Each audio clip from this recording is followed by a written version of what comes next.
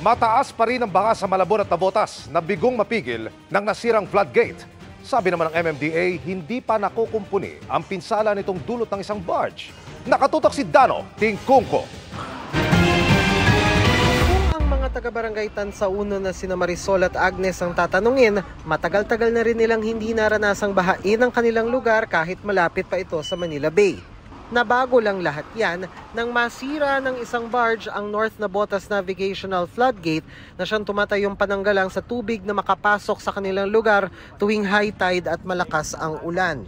Kaya mahigit 1 linggo na raw silang dinadalaw ng bahang hindi nila na-miss. Mag 1 week na pero ngayon lang ako nakapagtinde eh. Nung mga nakarang araw hindi ako nakapagtinde kasi malaki ang tubig. Minsan po kasi yung customer po hindi po lumalabas yan kasi baha.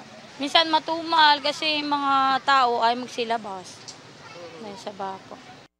Sa pag-iikot namin sa kapwa Malabon at Navotas, halos kada kabilang kalye ang ganitong tagpo, gutter deep na baha. Ayon kay MMDA Acting Chair Romando Artes, hindi pa nakukumpuni ang floodgate mula ng pilitin ng barge na sumuot doon noong June 7 kahit na low tide. Umaangat dapat ang floodgate na ito tuwing high tide upang mapigilan ang pagpasok ng tubig mula Manila Bay patungo sa mga lungsod ng Malabon at Navotas. Pero nasira ito dahil sumadsad ang barge sa floodgate. Kailangan pa raw itong gamitan ng crane upang maiangat. Kung bumara na po, bakit po kailangan pilitin? Kumadkad yan sa floodgate na naging dahilan po ng pagkasira. Kasi nga po, before naman that, naiitaas at naiibaba po siya. Tinutuntun pa ng GMA Integrated News ang may-ari ng barge para makuhanan ng pahayag.